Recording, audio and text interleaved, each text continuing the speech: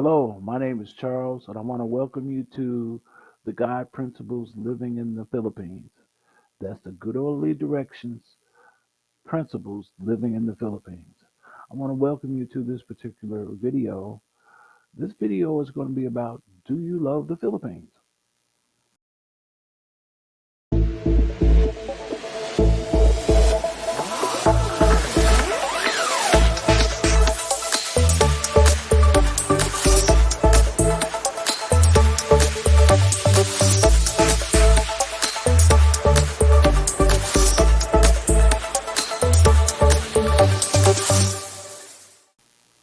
And tell me in the comments below. I want to know, do you love the Philippines? Because that's what this video is going to cover. When I came to the Philippines, I came because I liked the change, the quality of life. I look forward to a new lifestyle at this stage in my life. I looked at the possibility of being with a nice Filipino woman and just enjoying this stage of my career and life. One of the reasons that I chose the Philippines and this channel exists because it shows how I live in the Philippines to support my digital marketing company. But my question is, do you love the Philippines? Because there's some things going on that I saw here. It's like, wait a minute, this is not as nice as it is portrayed. However, I look at this from a business perspective. The Philippines as a brand. As a brand, the Philippines markets itself as a vacation destination, a retirement destination, great for business investments like CBYT Park, and relationships with Filipino women. It's a marketing angle. Come here and find you a beautiful Filipina as a wife. That's what they market outside of this country. But what we're finding is that there's a lot of emotional damage being done to the Lonely Hearts Club. That's right, I'm going to call it the Lonely Hearts Club because a lot of men come over here because they couldn't find a suitable woman over in America or whatever their home country, and they come here trying to fulfill that emotional need. And that's from everywhere. All of the people that I have met here, as far as men, and I'm not talking just about myself, I'm talking about Denmark, France, Germany, Spain. Here where I live, there's some of everybody. Koreans too. And I talk to them all, and here's the thing. Every last one of them have two or three horror stories in their life dealing with women in their home country and or with Filipino women. And one of the things that I believe is of importance is that we present realistic information for people coming to the Philippines. Not all this glitzy stuff, BGC. Anybody can deal with things when they're going right. You want to know how to avoid the problems.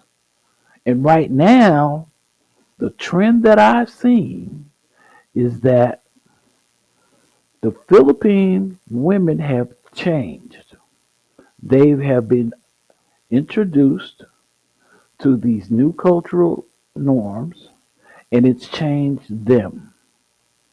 And it's not for the better because now they're taking advantage of men who really just come in here being nice guys, not realizing that they're volunteering to be a victim.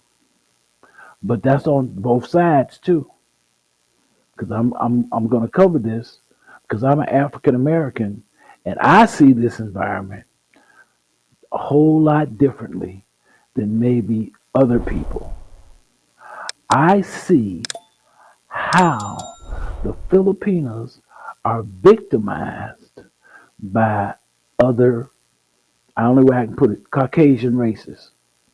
They come in here with their power and privilege ratio in their advantage, all right? And the Filipino people are disadvantaged financially and educationally.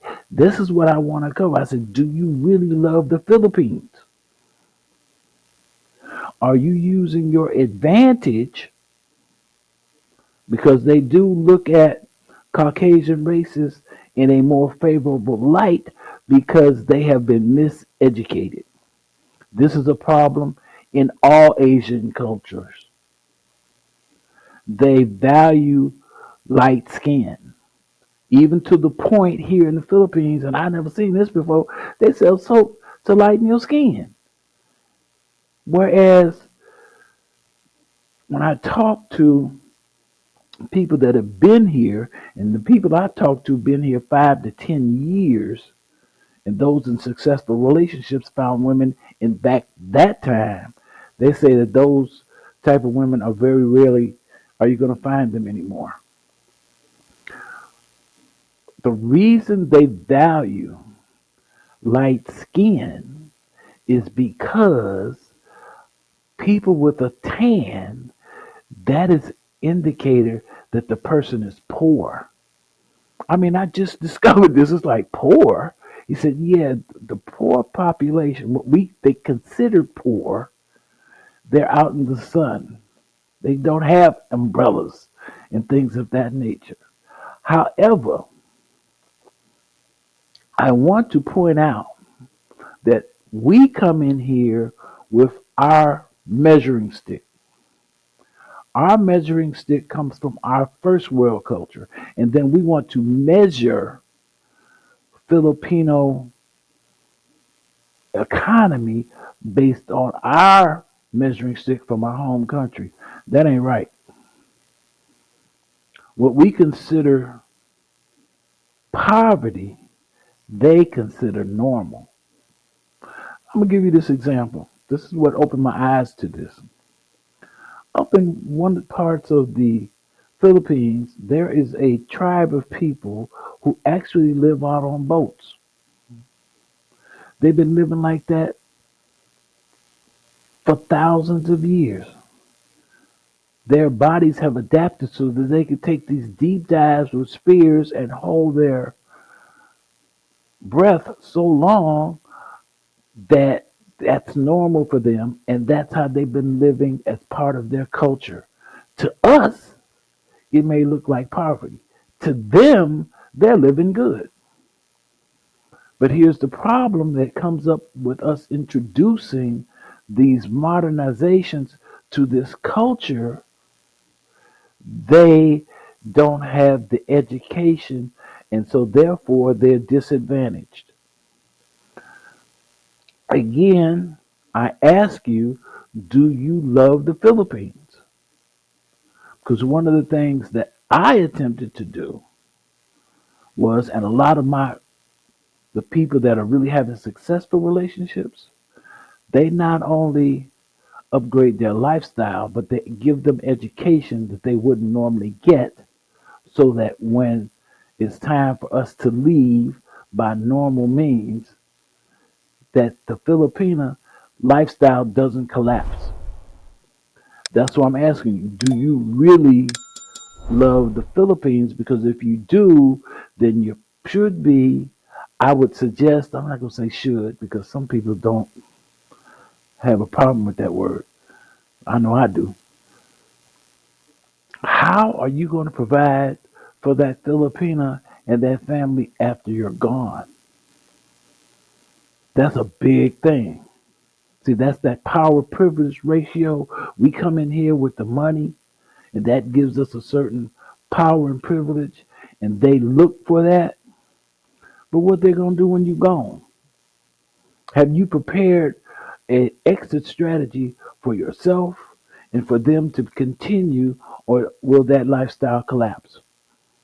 That's what I'm asking you. Do you really love the Philippines? Because if you love the Philippines and your motives are genuine, then you should be, I'm gonna use should for that, should be preparing for when you're gonna die. Because let's face it, a lot of us are gonna die over here. And so putting in the provisions for these people after you leave is only the right thing to do. Lastly, if you noticed the thumbnail, it had Elon Musk on it. Elon Musk, this is something that's going to be affecting the Philippines, especially now that Trump is in office and what's going on globally. Elon Musk is investing in the Philippines. Now that he's taken on a highlighted role in the American government, it has come out that he's made some investments here in the Philippines. And as this thing continues to roll out, it's going to greatly affect the Filipino culture. There's going to be investments coming here. There's even rumors that he might be building another version of SpaceX here in the Philippines to launch those rockets. He's definitely into solar energy, solar panels. He's even got box houses that you could unfold, and they have solar panels and they automatically connect to Earthlink, his internet system. That is the type of investments that are coming here to the Philippines. And what will happen next? He is introducing a GED program, and that is what this country needs. They need equal access to education to improve their life and their country.